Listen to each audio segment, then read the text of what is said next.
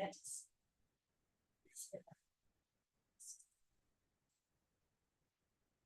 So, say one chat.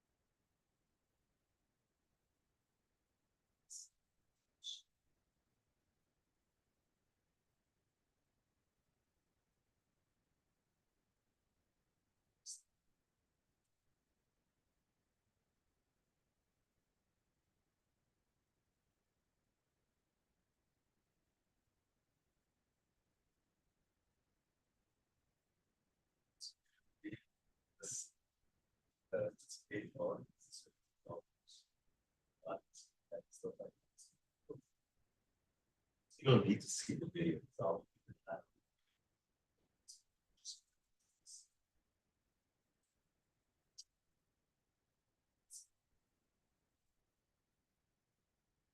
And it's what everybody should be in here, or everybody should be able to start joining in. So.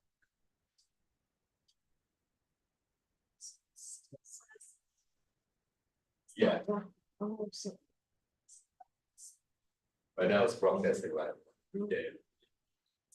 Are you positive? Is it? No, so we could mute it right now, so we're going to, yeah.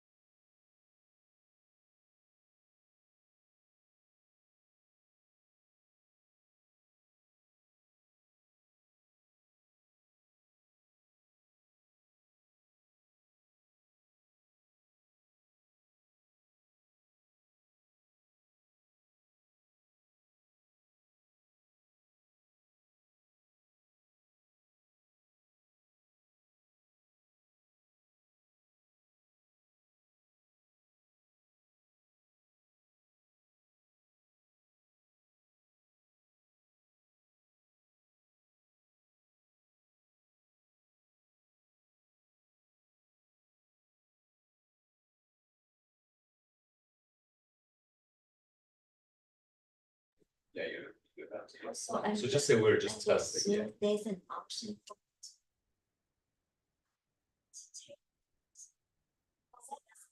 I'm so. Just saying with some AI assist that it. I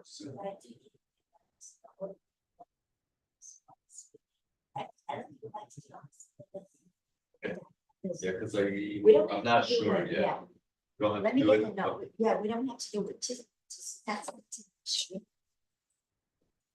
If you wanna unmute, so you can speak. Yeah, she said one of a lot of the admins that do this, their districts, they'll turn on. Yeah.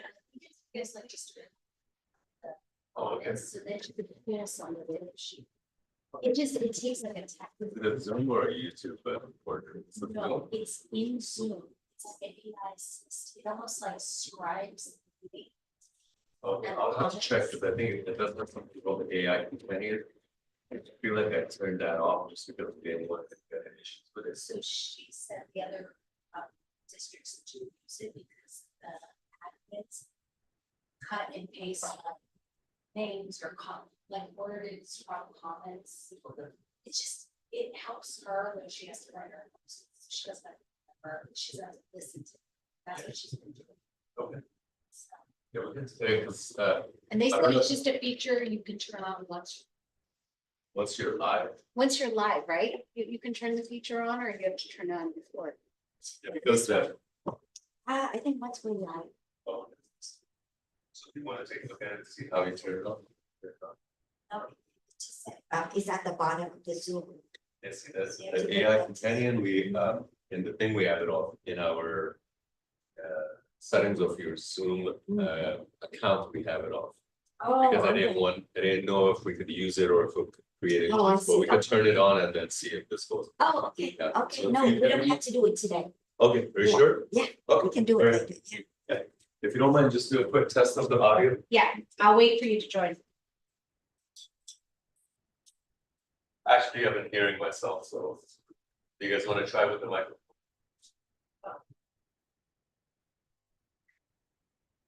You're not in our meeting though. So you're in a meeting. Oh. Testing, can you hear us? OGSD moderator here. Audio is. No, go ahead.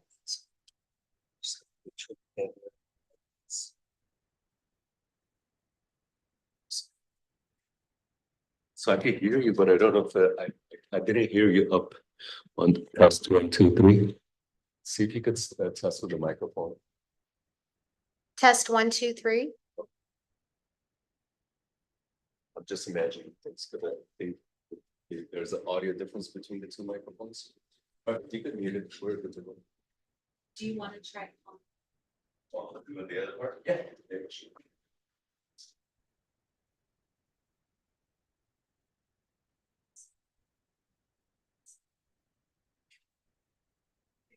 Cecily? On, we are. Are we the bros of this one?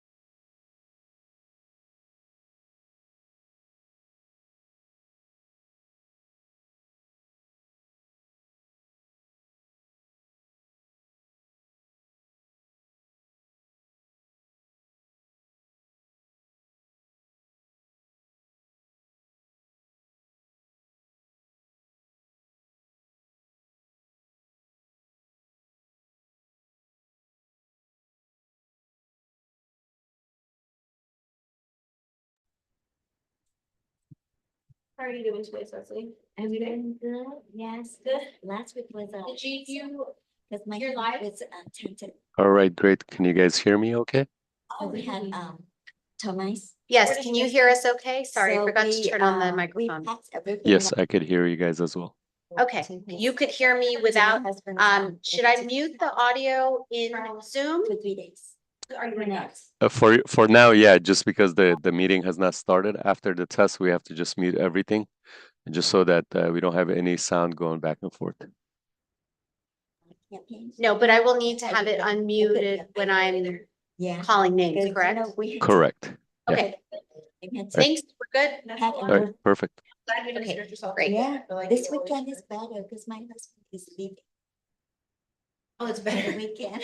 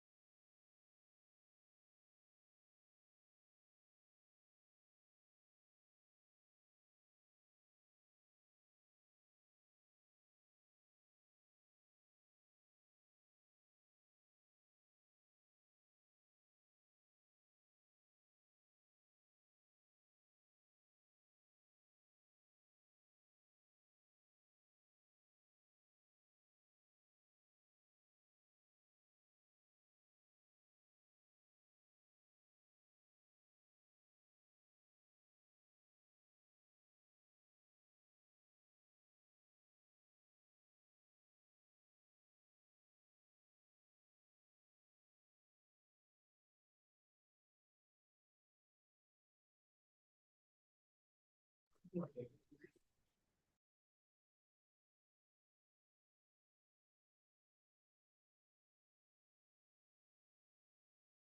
to order the regular meeting of the Board of Trustees of Oak Grove School District on September 12th, 2024 at 5:13 PM.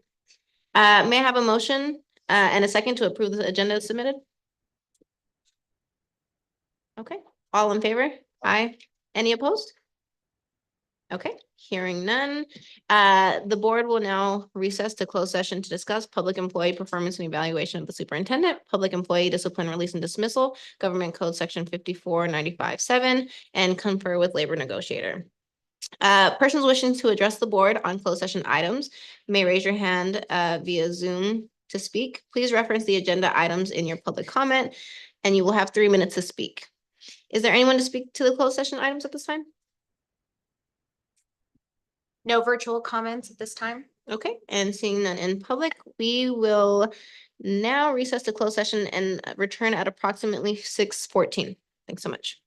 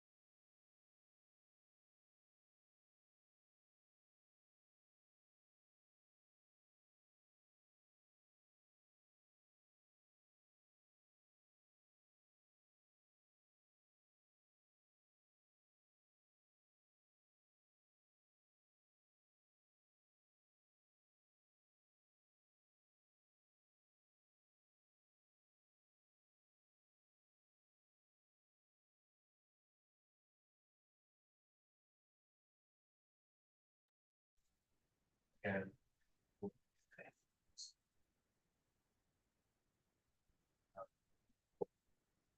Okay, guys, we're gonna go ahead and get started. Welcome to the regular board meeting of September 12th, 2024.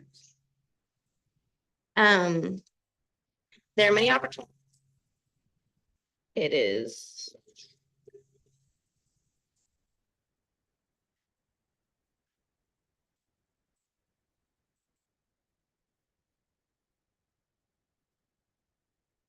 Okay, sorry about that. If you wish to speak to the board, please complete the request to speak card at the front of the room and provide it to the recording secretary. If you are joining the meeting on Zoom, please select the raise your hand feature in order to have your name called when the agenda item is reached. In-person speakers will be called to the podium first, followed by Zoom attendees. When it is your turn to speak, you will have 3 minutes to speak.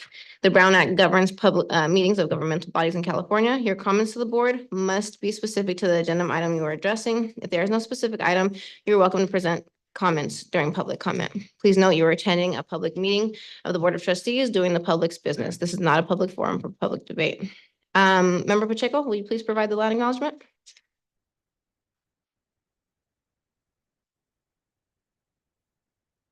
We acknowledge that the Elk Grove School District and our schools are on Ohlone territories, which were never ceded to the United States government. And it's important to recognize the indigenous peoples who are still on this earth, still on this land, and have never left this land since time immemorial.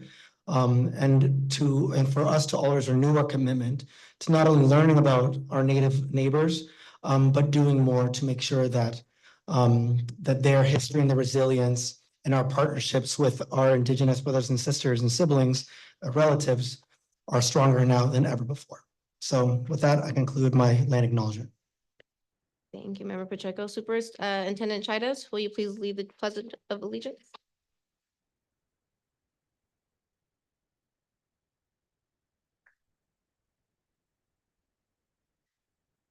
Pledge allegiance to the flag of the United States of America, to the republic for which it stands, one nation, under God, indivisible, with liberty and justice for all.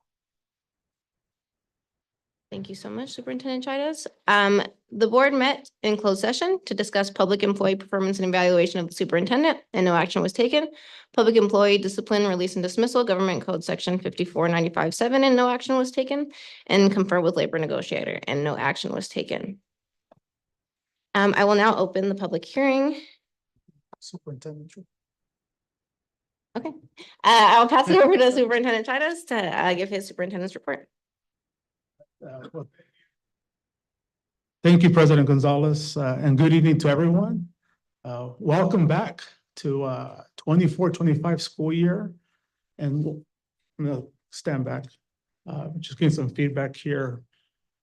Thank you, Najib. So this year, just very excited. We started off the year, or welcome back for all of our staff over at Herman Intermediate, kicking off our theme of Together We Rise. And I want to extend my heartfelt thanks to each of you for your warm welcome so far as your new superintendent. I'm definitely truly honored and humbled in this role. You entrusting me, the board entrusting me, and you all with the significant responsibility. I also want to acknowledge the tremendous work that our Board of Trustees have already began doing together with our executive team.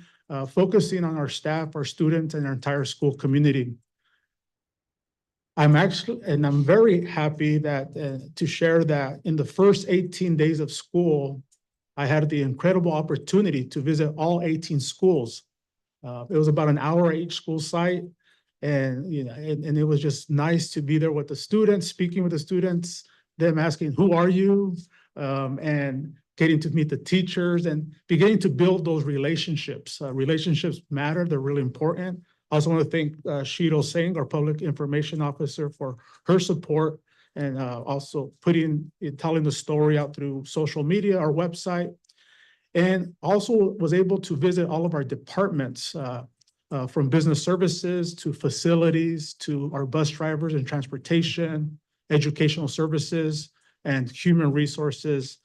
And visiting with the departments, like I mentioned, It helps the relations, but also it helps me see firsthand what's happening in the classroom, the curriculum that they're using, and just enjoying the diversity of our students and staff. I also want to thank and congratulate new OGA President Luis Velasquez. It's been nice to have lunch and talk to you and just to collaborate. And with CSA President Chuck Baylott, working with you, and also with AFSCME President Mike Pointner. And what I appreciate is just your collaboration, our relationship, and problem solve together. So thank you for that. This summer, we had a lot of exciting projects through Measure P, the Measure P bond. So thank you to our community for supporting Measure P. The support of our community is very important when they vote for these bonds. We've had many projects. For example, we've had new digital clocks and bells at Ledesma Elementary, paving improvements at multiple sites, upgrading fire alarms systems at Edaville and Frost. And as you know, our summers seem to be getting a lot shorter, and that's when many of these projects take place. And so we did begin the year with some of these projects still in progress and not fully completed. For example, at Baldwin Elementary, they've had work done around the re-roofing and replacing the HVAC. And they're still working on the re-roofing and HVAC. So I really want to tell the Baldwin staff, thank you for your understanding, your patience. I empathize. We've been out there, weekly, daily, our executive team. So I do want to let them know that these issues, we're working on them to make sure that the air conditioning is working. So I do apologize for that. Sometimes I wish I knew how to fix HVACs myself. But right now the company is out there working on balancing the temperature controls and the airflow noise. So thank you to Principal Christy Looper for her leadership at Baldwin, and also for her communication daily with our facility maintenance and operations team, as well as me. We're communicating daily on the progress. Also great work at Brenau Intermediate with HVAC work. The entire second floor was redone with new lighting, fire alarms. Christopher Elementary, I had multiple bathrooms remodeled. And this week, they actually finished the last phase at Christopher. And then at STEAM at Stipe, new fencing, new ADA ramps, beautiful landscaping. And then at Davis, very exciting, an all-weather track and field is underway, and construction's happening there. And there's going to be a ribbon cutting ceremony later in September. And just so you know, all of our intermediate schools will be getting an all-weather track later in the future. So we're going to start first with Davis. So that's something that we're, again, Measure P bond. So thank you to our community. And last, I want to thank our facilities maintenance and operations team for keeping our schools looking great. We have beautiful schools. If you drive around the streetscape, we're now beginning to do work inside the classrooms. So I really appreciate their work. And last, I am thrilled to announce the outstanding achievement of 4 schools in our district for being granted the statewide Positive Behavioral Intervention Supports, PBIS recognition, showcasing their dedication to creating safe, inclusive, and positive learning environments. So I want to congratulate the staffs, and the schools are Taylor Elementary, Bernal Intermediate, and Baldwin Elementary, all receiving the highest award at the platinum level for their implementation of PBIS. And for Baldwin, this marks the 2nd consecutive year of receiving this prestigious statewide recognition at this level. And at Davis Intermediate, they received the gold level award for implementation. So congratulations to the 4 schools. And I'm excited about this year. Let's have a great year.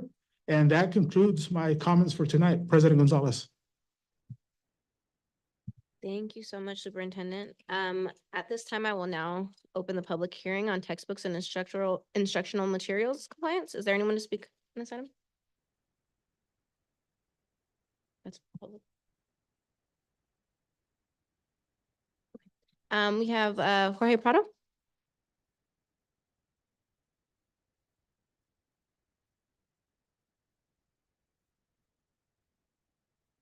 Good evening, Madam President, board members, executive team, the presidents.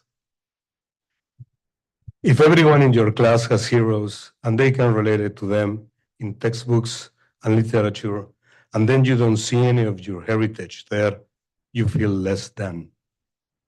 And I always wanted to be able to make Latin kids like myself feel more than. John Leguizamo, famous actor, you might know him in a couple of movies. But I don't want to stop there.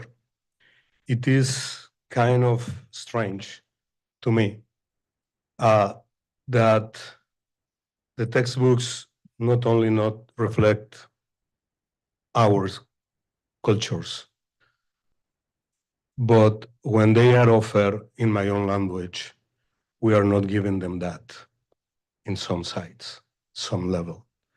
I understand that equity, equality, and all that stuff. But when it's in my language, to me, that's discrimination because you're not offering me the opportunities to learn. And I'm not going to talk about English because English, you know, we're here, we have to learn English and double immersion and all that. But that's what drives me kind of crazy sometimes. Why can I not learn math in my own language when I'm not able to speak your language yet? Why? The books and textbooks on math are not in my own language when it's the vast majority of language in the district. Again, I understand equity. I understand all that.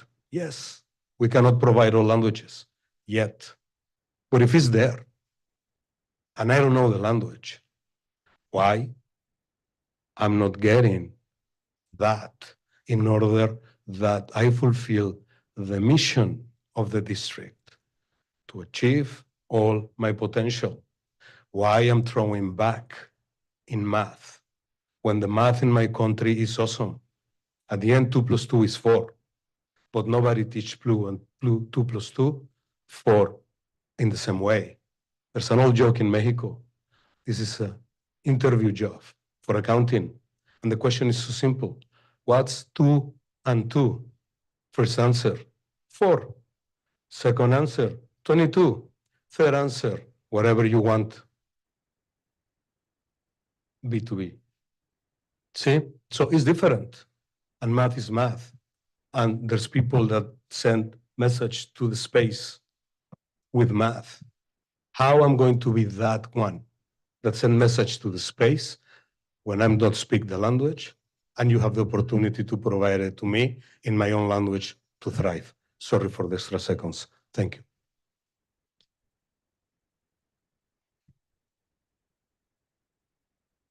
Is that 4.1 or public comment? Actually, it's 4.2. I forgot to fill out a card. Join us. Can I? Yeah, of course. I will keep this very brief. I just want to echo what he said. It came up at the OGA meeting the other night that many of our teachers are frustrated that they cannot get Spanish versions of the math textbook when they know that they exist. So I'm just going to support what he said, and it should be done. Thank you so much. Okay, are there any comments online? No virtual comments at this time. Okay, seeing no other comments, I will now close the public hearing on textbooks and instructional material compliance. And I will now open 4.2, public hearing on adoption of resolution to increase developer fees, schools facility fees. Does anyone to speak on this item? Seeing none in person and none online, I will now close the public hearing on adoption of resolution to increase developer fees. That now brings us to public comment. This is an opportunity for individuals to address the board on any school-related issue, which is not a part of this evening's agenda. Are there any individuals who wish to speak to the board at this time? First up, we have Bob Prola.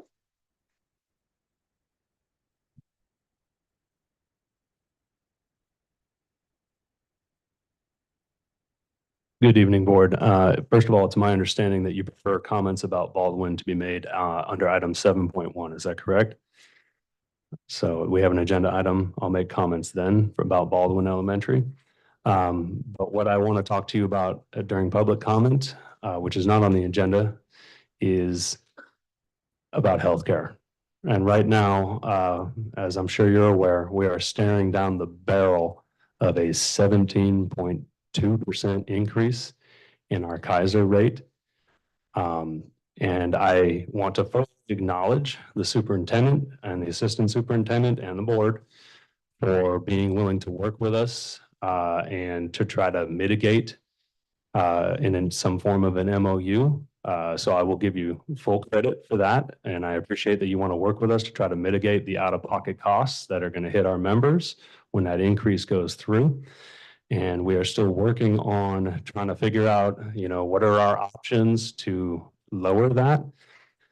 But what we need to do as a district is figure out a way to slow these costs down. At this point, this is the second year of astronomical increases from Kaiser. Last year, I think it was 20-something%. This year it is 17%. That's not sustainable for us. It's not sustainable for you because we're going to bargain, try to get more.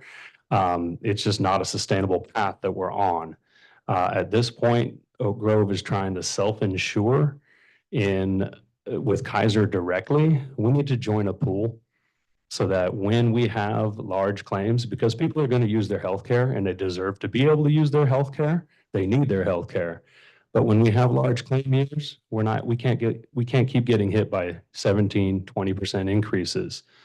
So we need to rejoin some form of a pool that will help spread that cost over many, many employers. There are a lot of options out there. I mentioned this last year in the healthcare committee, and it hasn't happened yet. I would ask the board to put a little urgency behind this because the rate of increases is not sustainable. As it is, without an MOU, we're talking about OGEA members who have families potentially paying between $500 and $700 extra out of pocket every month. That's a decrease in paychecks. So I appreciate that the board and the superintendent are willing to work with us on an MOU to help mitigate those costs. But again, we're on an unsustainable path and we have to figure out a different way to go, and it has to change. So that's what I'm asking the board and the superintendent to start looking at and start figuring out what can we do to slow this rate of increases. Thank you. Thank you so much. Next, we have Jorge Prado.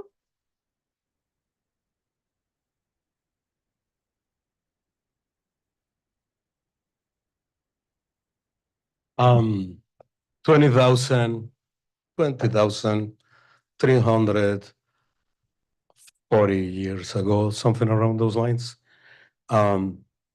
This Greek philosopher said, decisions should be made in knowledge, not in numbers.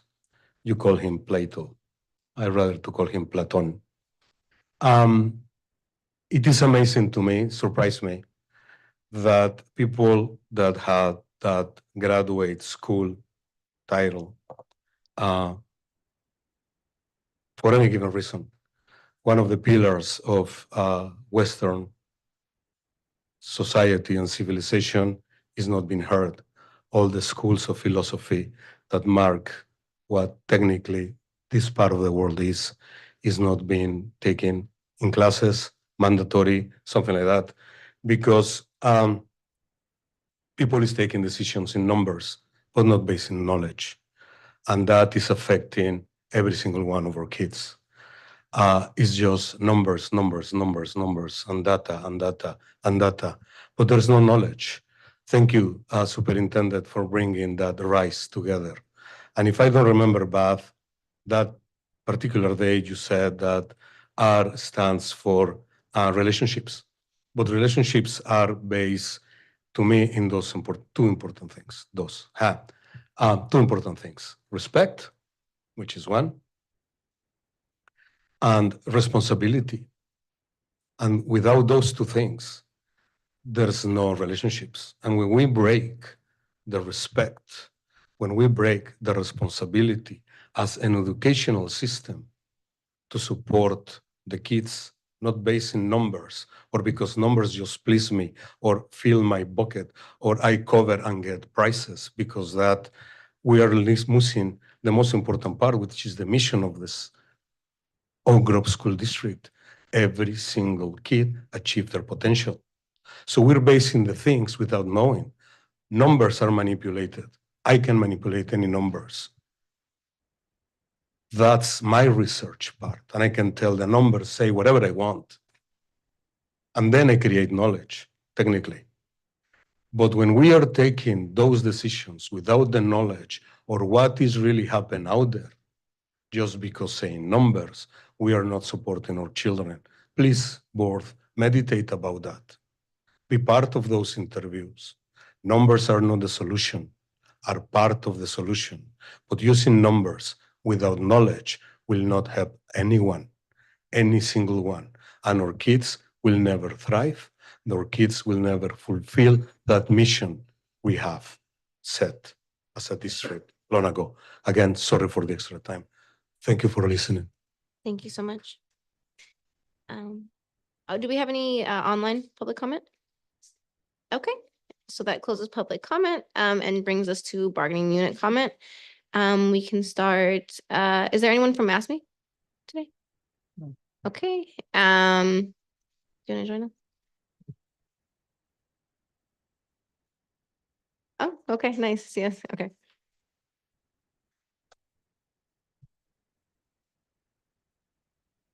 Good evening, President Gonzalez and fellow board members and Yvonne. It's weird seeing you over there, used to you over here, but it's welcome. I don't have really much to say. I haven't had a chapter meeting yet. That happens next week. My phone's been pretty quiet, so I'm not looking for issues right now. So I don't have much to say, so I'll just welcome to a new school year. I'm pretty optimistic about this year. Yvonne is a superintendent, has pretty much since he started checked in with me at least once every week. And that makes me optimistic for the school year, that we have an engaged superintendent who's at least in the beginning on top of some union issues. And actually at first I got a little nervous because Jose was engaged, but Yvonne takes it to another level. And I didn't know he was going to be doing that. So like just this week he called, can you come by my office? And I'm like, shoot, what's going on? But he's just checking in, and that gives me a good feeling. And I've also, I work with HR a lot, and we have new HR leadership, and it's been really great so far working with Mark and Amy. I work with Mark a little more than Amy, but today we had a productive meeting with Amy. I think so far the transition's been really smooth. They both seem to, that I know them already, but they operate in good faith, and there's mutual respect, and I trust them. So it doesn't mean we agree on everything, and we're not going to argue, but there is coming from a place of trust. Mark and Janae, I'm sure you're great too. You realize I don't get to work with him that much, but Mark's my boss and he's a good boss, and I've known Janae forever. So I haven't heard complaints, so I assume they're doing well. But I get to work with everyone else a little more, and it's been a good transition. So I'm really optimistic for the next school year. There's a few big picture things that I'm not going to talk about right now that we're looking at. And of course, the big thing this year is eventually at some point this year we'll be sunshining you about a contract for 25-26, and by the end of the year I assume we'll start negotiating. So looking forward to that. Things are easier, there's mutual trust, even if there's some things that we don't agree on. It's when it's coming from the right place, it goes pretty smoothly in my opinion. So thank you. Welcome to a new school year. Thank you so much. And Luis, do you want to join us?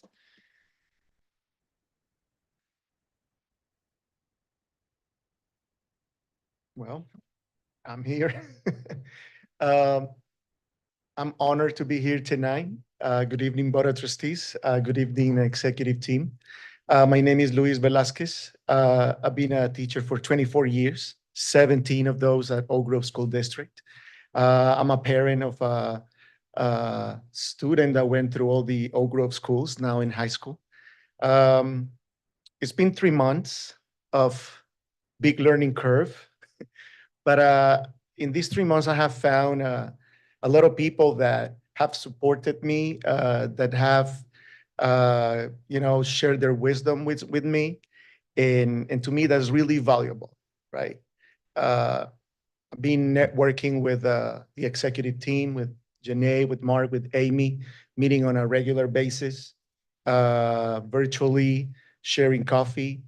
And some of the things that we've been working on, some of the things that have come in our agendas are the Baldwin issue.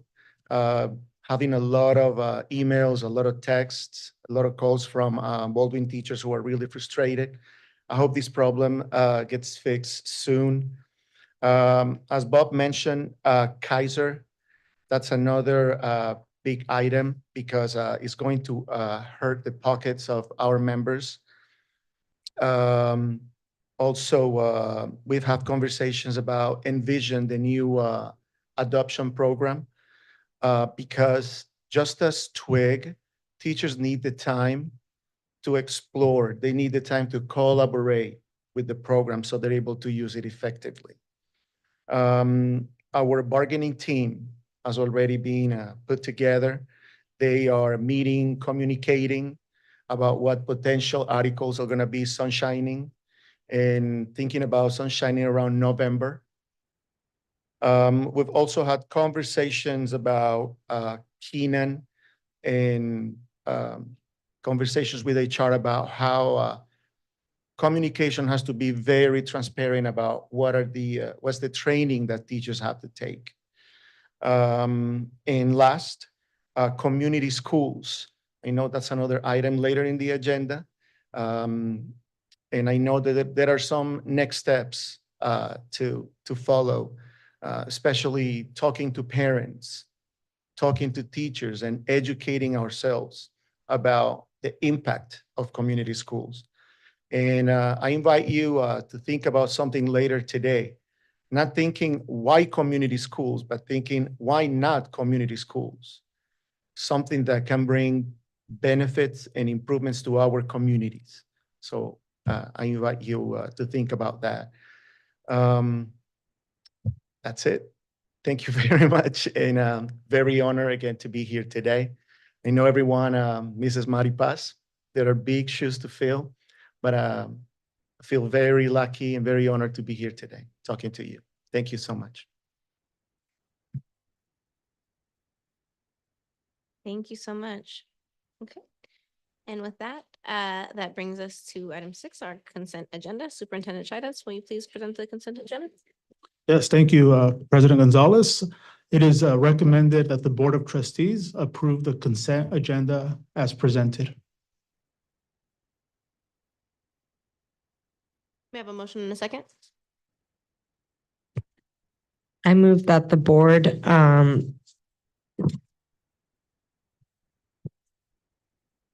sorry, just blank. Consent agenda. Yeah, I move that the board adopts the consent agenda as presented. I second that motion. May we please have a roll call vote?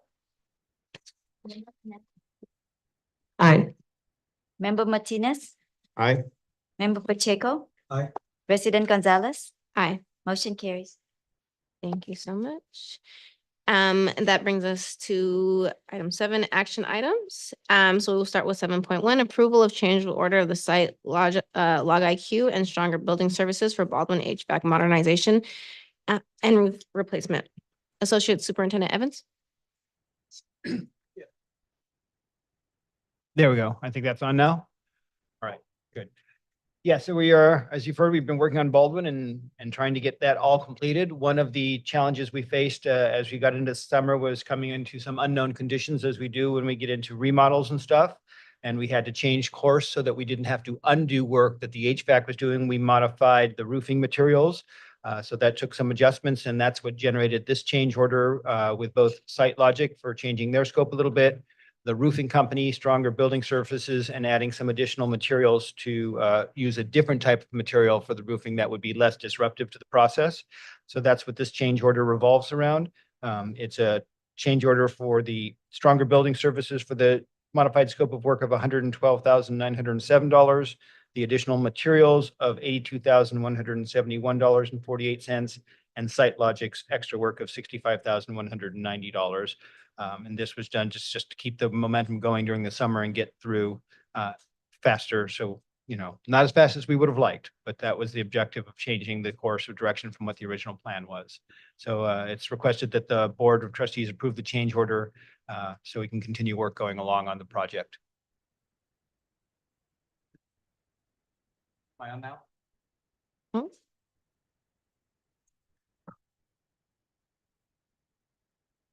Great.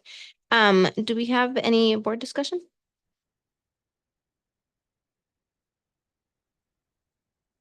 Okay, may I have a motion in a second? Item 7.1. Doesn't that come after?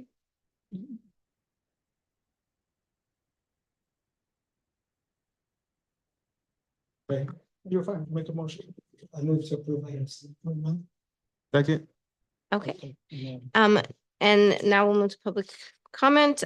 First we have Bob Phillip.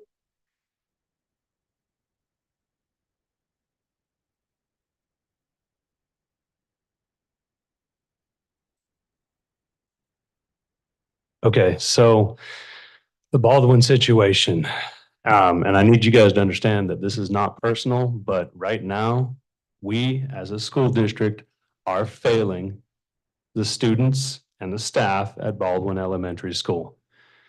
I want you to ask yourself, how many years has Baldwin, specifically Baldwin, had major HVAC, electrical problems? It's been every year for at least the last 3 to 4 years, and they haven't been small problems. They've been huge, school-wide, systematic problems with the electrical and the HVAC at Baldwin. And at this point, the teachers there are discouraged. They are angry. They are upset. They don't feel like they can do their jobs. You can't do your job when your room is, approaching ridiculous temperatures like it did during the heat wave last week. You can't teach, you can't learn in that environment. It's not possible. You also can't do your job when you're dealing with fans and swamp coolers and an HVAC system that isn't working and making a ton of noise. You can't be heard. There are teachers that have had to completely evacuate their classrooms at Baldwin. What are we going to do about this situation so it does not keep happening year over year over year? Yes, we have the bond money. We need to prioritize it, right? Ledesma got some great things out of the bond money. But I would prefer that Baldwin had a working HVAC system, right?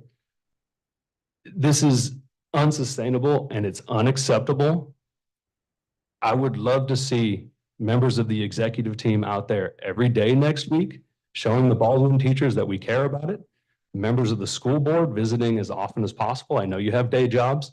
I understand that. But at some point, we need to show the staff at Baldwin that it is being taken care of. I'd also like to see regular communication with every single member of the Baldwin staff and the OGA leadership so that we know exactly what's going on. Because right now we still don't understand when this problem is going to be solved. We thought it was going to be solved last week, and then it turned out it was not. And it's been going on for maybe 3 weeks now, 4 weeks. It's not a sustainable situation, and it does represent a failure of our school district for those kids. So it has to change. And, the buck stops now with you, Yvonne.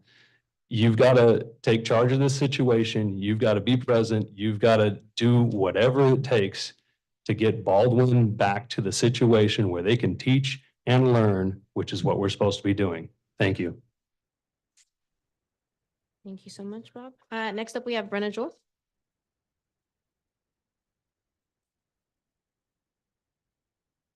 Good evening. I apologize for Give us almost. one Oh, yeah. second. I just want to make sure. Yeah, yeah. Technology. Yeah. Can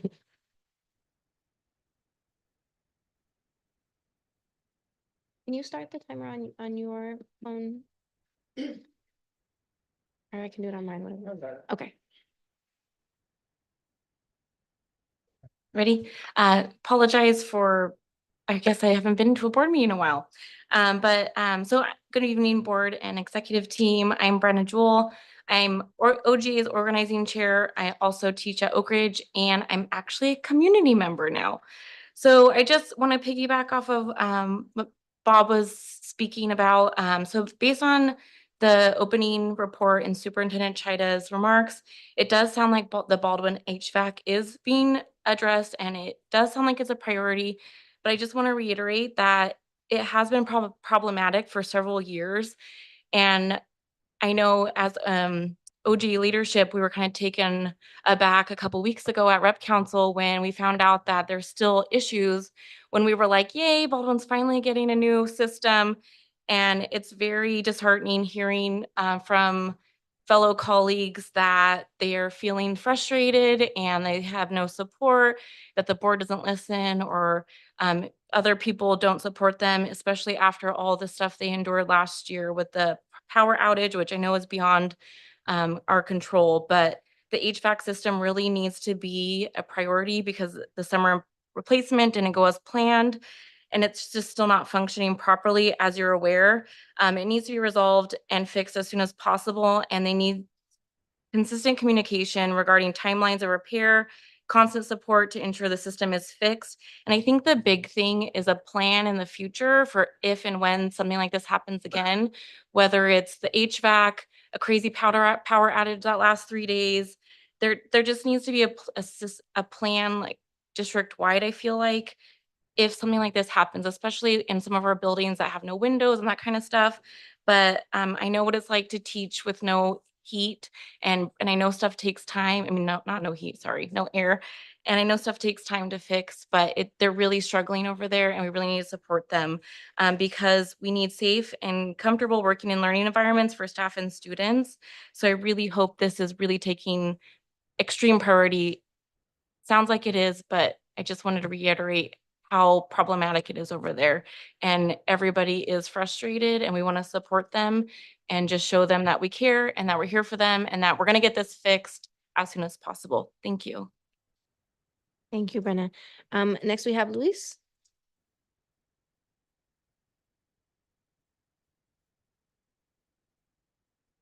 So last Friday, it was around 4 p.m. I received an email, and the heading was "Put a Fork on Us." It was from a teacher from Baldwin. So I visited Baldwin twice this week, and the feeling that I get from talking to teachers one-on-one is a sense of frustration because they can't do anything about it. And I know communication was improved at the end of this week, but it's important that we keep teachers on the loop of what's going on, what's working, what's not working. When I went into a classroom, temperature was high. But for me, it was the noise in the classroom that called my attention. It's hard to teach with all the noise, and it's hard to teach with high temperatures.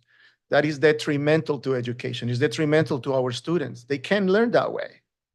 And something else that got my attention was the teacher morale, right?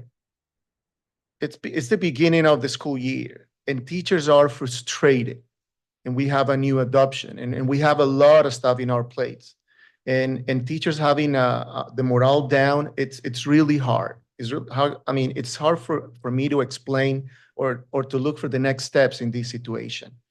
And I just want to say that when members, when teachers, when students, when families don't feel safe, or they feel that the environment is not healthy, this has an impact in enrollment at the long run.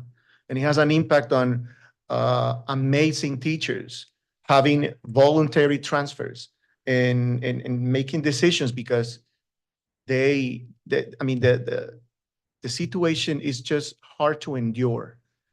So I hope this problem gets fixed soon. Thank you. Thank you so much. Do we have any comment online? No virtual comments at this time. Okay. We can move to board discussion. Is there any board discussion? Okay, and maybe we have a roll call vote. Member Hernandez, Aye. Member Martinez, Aye. Member Pacheco. Aye. President Gonzalez, Aye. motion carries. Okay, thank you so much. That brings us to action item 7.2, ratification of contract with Guerrero Construction Group for Davis and Track and Field. Superintendent Evans? Yes, last June, before we left, the board granted authorization to move forward with a contract with lowest bidder for the Davis all-weather track. This is the ratification of that contract that we entered into with Guerrero Construction to do all of the groundwork and base work. The contract is for $3.45 million. The rubberized track itself and the turf will be done by other vendors, but this is the work that's going on right now with all of the movement of the earth over there. We request that the board ratify the contract agreement with Guerrero Construction and continue the project going. Okay, thank you so much. May I have a motion in a second?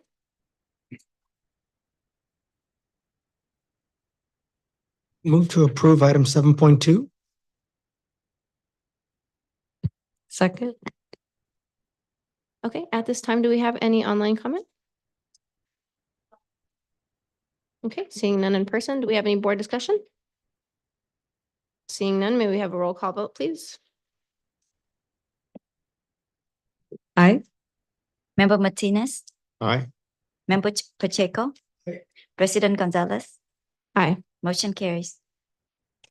Thank you so much. That brings us to action item 7.3, resolution number 1478-09/24, adopting the update exhibit 9270 conflict of interest code. Superintendent Evans?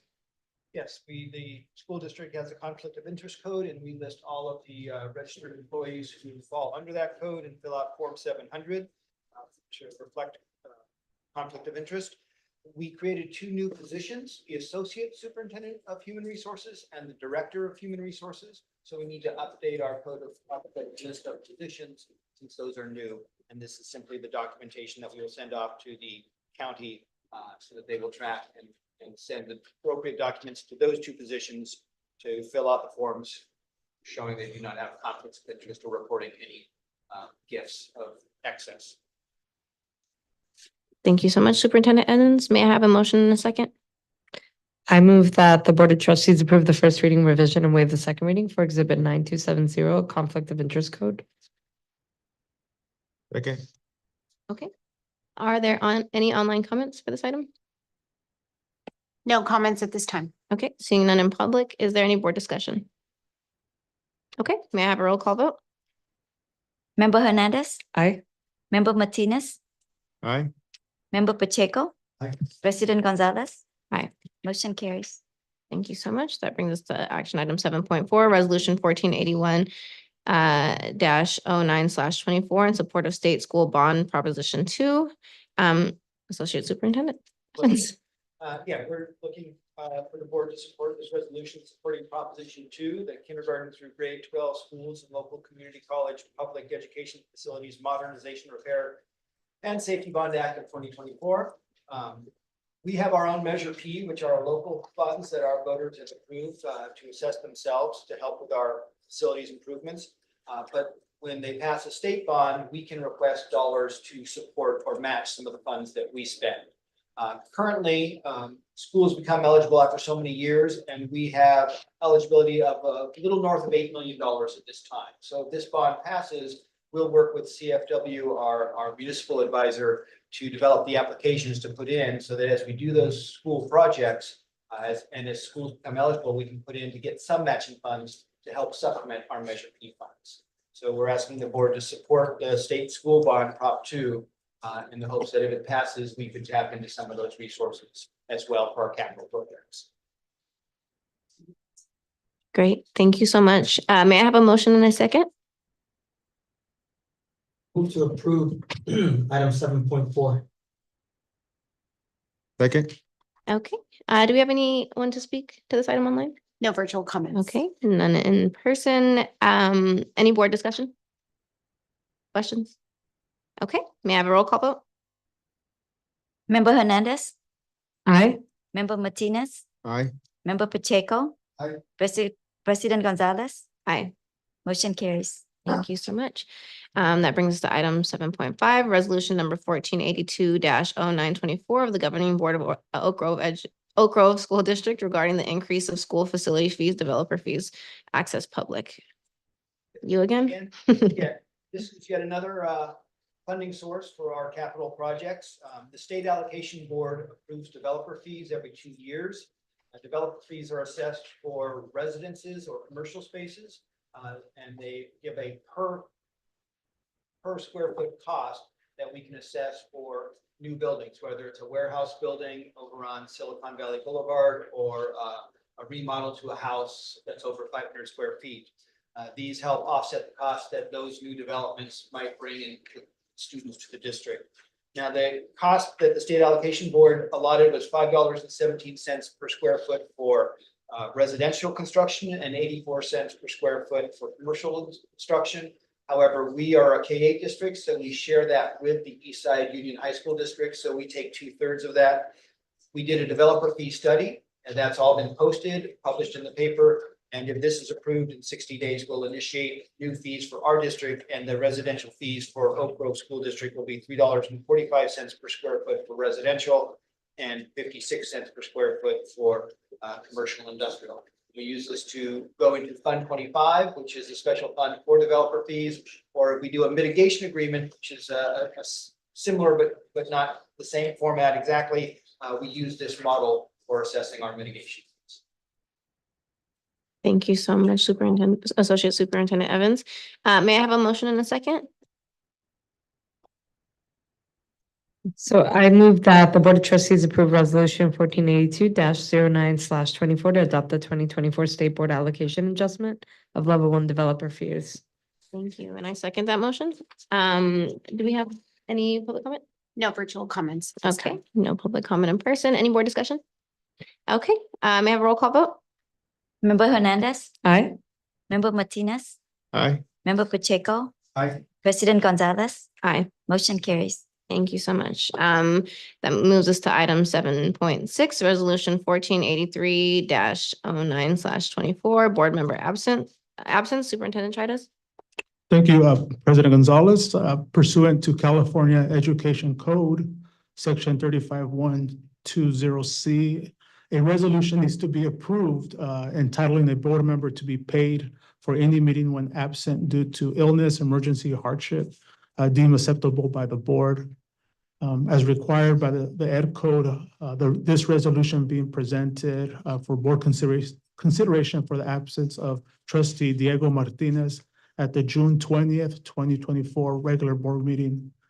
And this is an action item. Okay, may I have a motion in a second? Move to approve item 7.6. I second.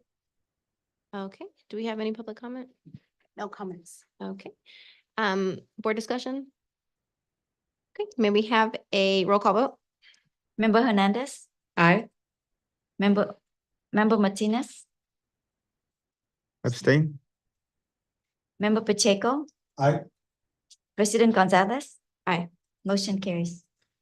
So much, and that brings us to item 7.7, resolution 148409, board member absent. Superintendent Tridas.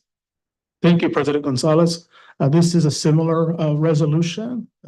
And this resolution is for board member trustee Dr. Tanya Jacob for her absence on August 27th, 2024 at the special board meeting. Okay, may I have a motion in a second? I move that the board adopts item 7.7. Okay, I second that. motion. Any public comment? No comments. Okay. Seeing no board discussion, may we have a roll call vote? Member Hernandez, Aye. Member Martinez, Aye. Member Pacheco. Aye. President Gonzalez. Aye. Motion carries.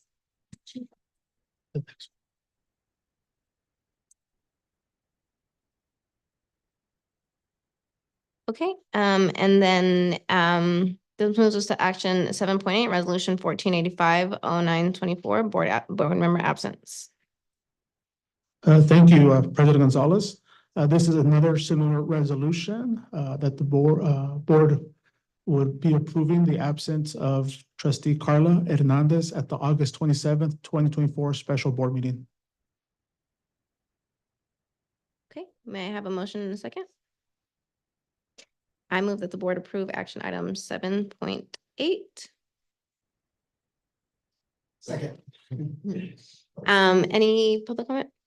No comments. Okay, any board discussion? Seeing none, may I have a roll call vote? Member Hernandez, Abstain. Member Martinez, Aye. Member Pacheco, Aye. President Gonzalez. Aye. Motion carries. Thank you so much. That brings us to action item 7.9, board policy series 9000, board bylaws, Superintendent Chayes. Thank you, President Gonzalez. This evening, we are bringing the board bylaws, the 9000 series. This series covers the election of board members, terms of office, conflict of interest, governance standards, board self-evaluation, meeting regulations and procedures, and policy development. The formulation and adoption of board policy shall constitute the method of governance by the board. This policy, Series 9000, was last adopted on March 2020 by the Board of Trustees. This evening, we are bringing an updated based on changes from Education Code and recommendations from the California School Board Association. It is recommended that the Board of Trustees approve bylaw Series 9000 for first reading as per Board Bylaw 9311, waive second reading, and adopt Series 9000 board bylaws as presented. Thank you so much. May I have a motion in a second?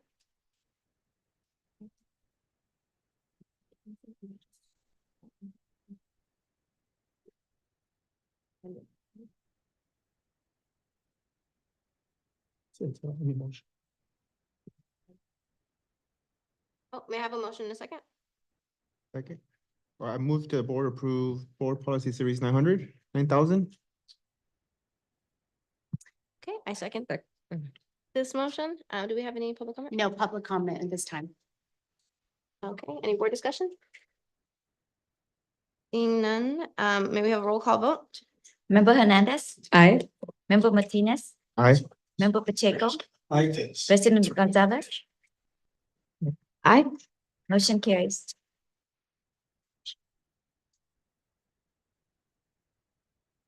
Okay, thank you so much. That brings us to action item 7.10, trustee vacancy area number 5. I'd first like to acknowledge our trustee, Dr. Tanya Jaco, who has moved on. I would like to thank her for her time and all of the changes that she implemented and all of the help that she did.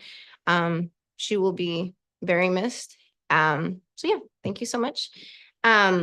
It is recommended that the board affirm the process for the provisional appointment and appoint a board vacancy subcommittee. The 2 board member subcommittees will be responsible for validating the applicants who are eligible to serve the board, create a detailed information sheet to be completed by the eligible candidates, and finalize the interview questions and process for the interviews of the board candidates.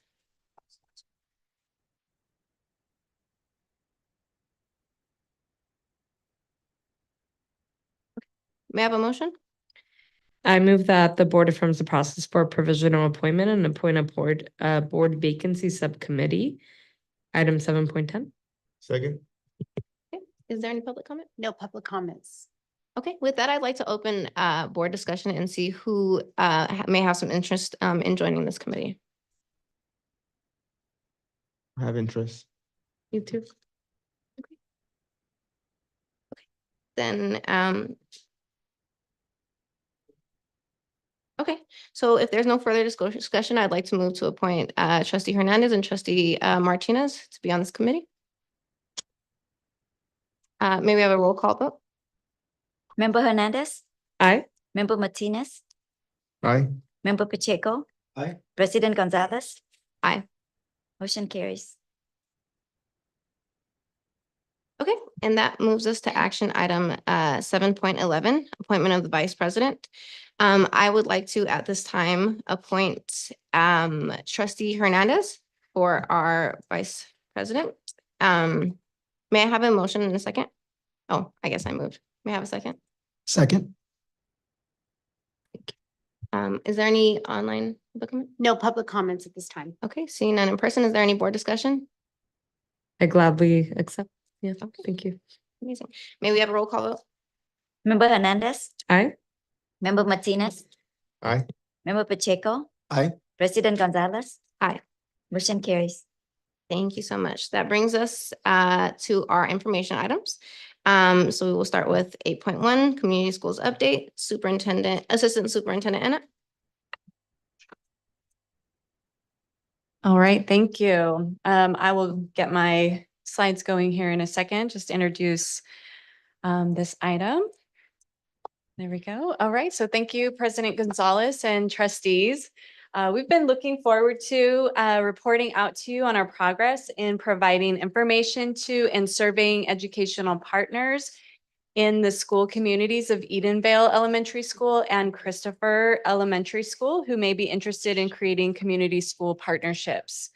We recognize the impact evidence-based strategies can have on schools and communities. We also recognize community schools as a valuable research-based strategy for school accountability, improvement, and community development. Successful community schools ensure underserved communities receive equitable resources, create community partnerships, and foster the self-empowerment necessary to support student learning, strong families, and thriving communities. I'll be co-presenting tonight with Dr. Genevieve Dorsey, Director of Student, Family, and Community Services. In our presentation, we'll share how district staff acted upon Board Resolution 1468-0524. That board resolution called upon district staff to inform site staff and administrators about the resolution, the framework for the community schools, and to survey staff to determine their interest in becoming a community school, as well as provide outreach into the community to generate interest among community members and families. This presentation shares the results of the outreach and the surveys and informational meetings, and additional information details elements of the community schools framework and how the district already implements some of these framework elements and pillars, as well as possible funding sources. So I will share my screen here. The host has disabled participant screen sharing. So I will need somebody to present the slides, if you don't mind.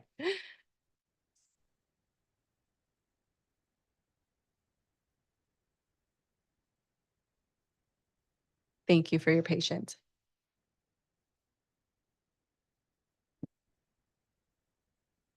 There we go.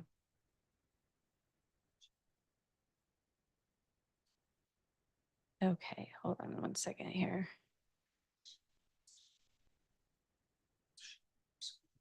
Yeah, let me just get back to there. Okay. All right. Thank you, everyone. Aha, here we go. Okay, so now we're looking at our screen. Let's get to slideshow mode. There we are. There it is. Okay, thank you. All right, so we'll go ahead and get started. All right, this next slide here shows the 4 pillars, so a little introduction about community schools and the 4 pillars. The 4 pillars of community schools are integrated student supports, which is helping students and families succeed by connecting them to service providers or bringing programs and services into the school. This can include kindergarten readiness classes, food pantries, mental health resources, dental checkups. It also includes, the 4 pillars include expanded and enriched learning time and opportunities, providing more learning time and opportunities, active family and community engagement, which is involving family and community members as partners in supporting and educating students. So this can include home visits, homeschool collaboration, and culturally responsive community partnerships. And finally, collaborative leadership practices. When implemented well, community schools are guided by principles for equitable whole child practices grounded in the science of learning and development. These principles place integrated student supports in the context of positive developmental relationships, an environmental of safety and belonging, rich learning environment, and explicit developmental development of social, emotional, and cognitive skills. So the board resolution 1468 that was passed in May really outlined some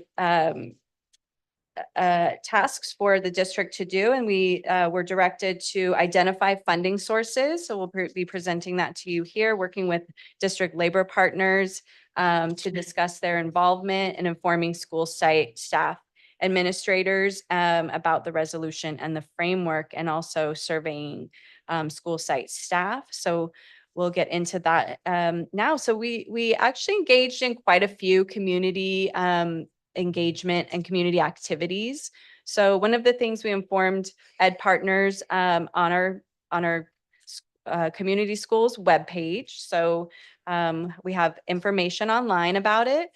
We also hosted some informational and outreach events at Christopher Elementary School. Then Assistant Superintendent of Ed Services, Amy Bowles, met with the staff in May, on May 20th. And presented about community schools, what community schools are, what the opportunities would be at Christopher. Members of Ed Services team attended the adult ESL celebration. The adult ESL classes have parents in the community attending, and so had an opportunity to connect with and network and share some information. We also attended the spring open house at Christopher on May 23rd, as well as the Multicultural Festival on May 24th, and TK, kinder and 8th grade promotion ceremony. So all of these events that were already taking place at Christopher School, members of Ed Services as well as OGA were there outreaching, talking to community members, talking to parents, generating interest and giving them survey handouts they could sign and share their interest and send it back to us. We did something similar at Edenvale with their staff meeting, their adult ESL celebrations, open house. They also had a parent recognition tea where they recognized their volunteers. So we're able to reach out to parents there. And again, their promotion ceremonies. All of our informational flyers had opportunities for parents to show their interest by sending back, it was translated in Spanish. We sent it out on Parent Square, as well as handed them out in person and had them printed in the office. So there were lots of opportunities for families to get the information and to say that they were interested in having this opportunity at their school. So the response, the signatures of support that came back on our flyers, we had 22 family or parents at Edenvale and 2 staff members. And then of those, there were 11 who were interested in possibly being on a committee and shared their contact information with us. And at Christopher School, we had 46 families as well as 5 staff. And the total interested in possibly serving on the committee is 19. I also want to kind of go back and say, at the beginning of this year, we also had the opportunity at Back to School Night, and OGA President Luis Velasquez participated in representing OGA as well as generating interest, talking to families, and getting additional responses from families at those two events. So the number of parents here, family and parents, it's 22 out of 593. That's the total number of parents who are in the system for Parent Square for online outreach. So that's what those numbers represent. So that was our response. And then also just in our the staff meeting presentations, some of the questions that come up and that we're prepared to respond to are teachers mainly want to know what the expectations and commitment are needed from the staff. Well, how will this impact their work, and how will what will be expected? They also want to know that what are the needs that we're not addressing through our current program, and what is the structure for sustainability, because with grant funding, the grant funding would sunset in 5 years, and all the things that we've been able to put into place are kind of seen as not one-time funds, but 5-year funds. Those would go away, and then we would need a plan in place for sustainability. And so people wanted to know a little bit about that. So I'm going to pass it over to Dr. Dorsey. All right, thank you, Assistant Superintendent Enna and Superintendent Chidas, President Gonzalez, and Oak Grove trustees, and also executive team. In the next few slides, I'll present on the foundations that Oak Grove already has built that support the four pillars summarized by Assistant Superintendent Enna. These provide opportunities to build on what we already have in place. So for example, you'll see on this slide in the integrated supports quadrant in the upper left, Oak Grove employs and contracts with social workers and mental health professionals. Several schools have established wellness centers. Oak Grove works with School Link Services to provide even more robust social and mental health services.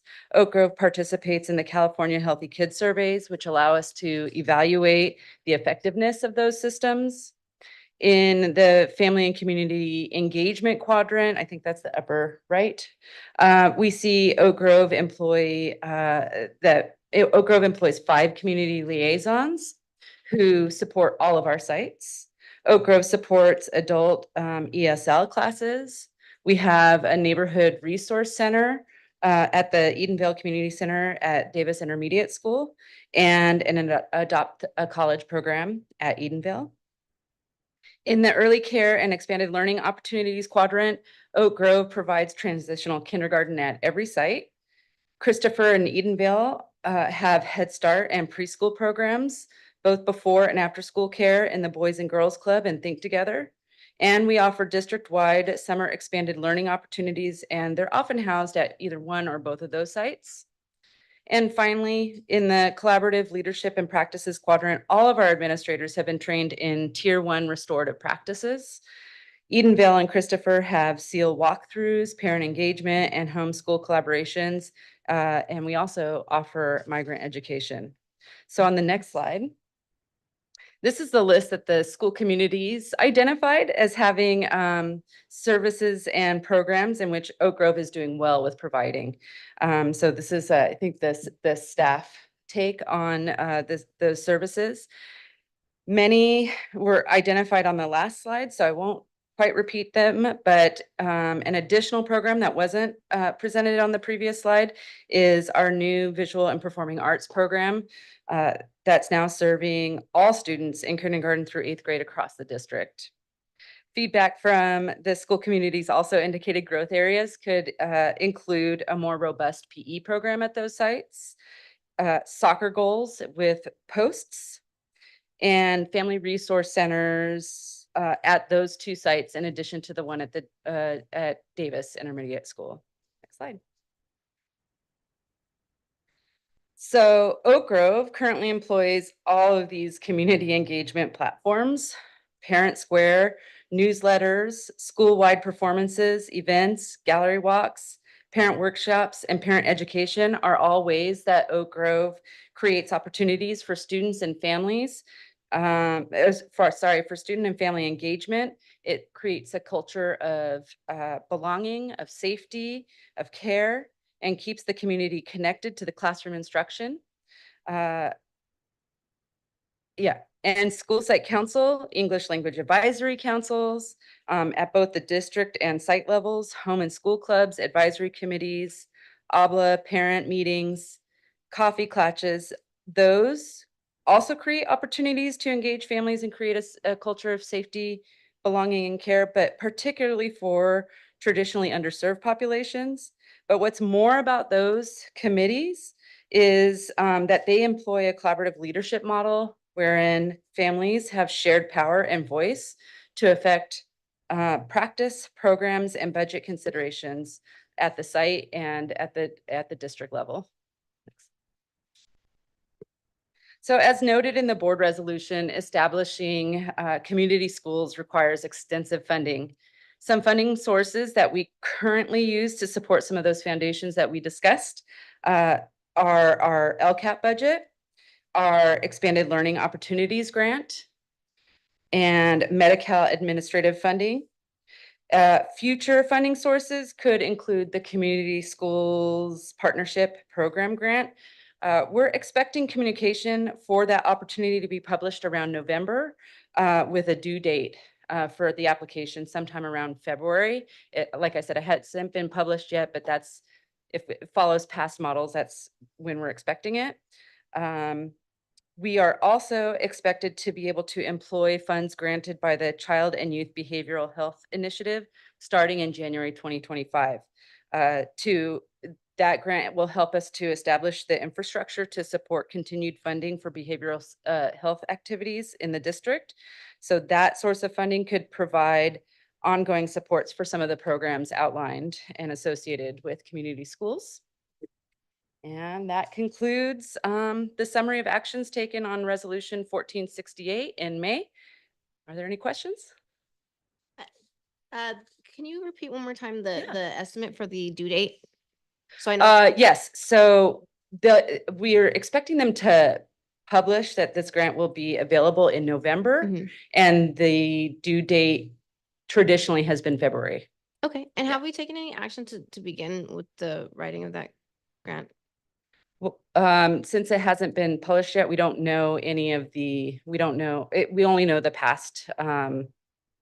So no, we haven't. Okay. But we don't know the exact specifications of that. And then typically, do you know if the specifications are do they change from cycle to cycle? Do they look? We're not anticipating major changes, so we can certainly, start the process if that's what we're directed to do. I would like to give that direction just so we can be forward thinking. Any Is other there questions or discussion? Okay.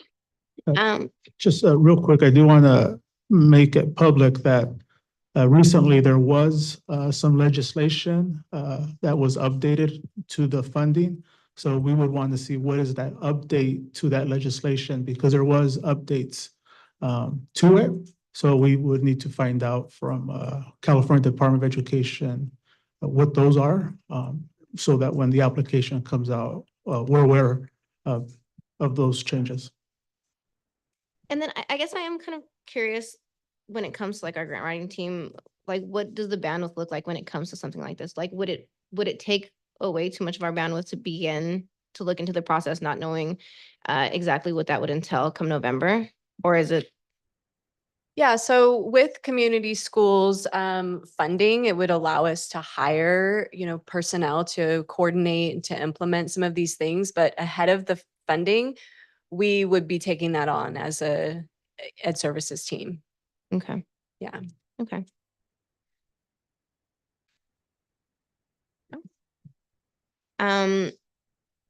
We do have some public comment. Luis? Thank you so much for the presentation, ladies. I appreciate it. Thank you. Thank you, Assistant Superintendent Anna and Dr. Dorsey, for the information. That was amazing. So during the last 2 weeks, because of being a full release, I had the opportunity to visit Edenvale, not teaching, but outside, talking to the community. And that's one of the privileges of being a full release president. Not a lot of presidents have that. I just realized that last summer when I went to the president's training. But it was amazing talking to families and getting to, educate them about community schools and all the changes that can bring to their community. And I was surprised. I mean, many of them, they had an idea and they saw the information coming last year with flyers and with the district staff where the activities or events. And the main message that I got is we were waiting for a follow-up. We're just waiting for more information in community schools because it sounds great. And what I said at the beginning, why not community schools? Why not bring funds to the community that can transform communities, that can bring changes? Just wanted to share that. Thank you. Thank you so much. With that, if there's no other questions from the board, we can go ahead and move on to item 9, correspondence and board discussion. Is there any board discussion? Okay, I had the privilege of meeting with Luis and team most recently. I look forward to working with you. Maripaz is absolutely missed, but I enjoyed meeting with you very much. My children actually enjoyed meeting with you very much, and I look forward to working with you further. Amazing. And then again, thank you so much to Dr. Tanya Jaco for your time. I will definitely be reaching out to extend my deepest gratitude, and I encourage the board to do that as well. And I think that closes us out for board correspondence and discussion, which brings us to adjournment. May I have a motion to adjourn? To adjourn. Second. Okay, all in favor? Aye. Aye. Any opposed? Okay, the regular board meeting on September 12th, 2024 is adjourned at 7:55. Thank you so much, guys.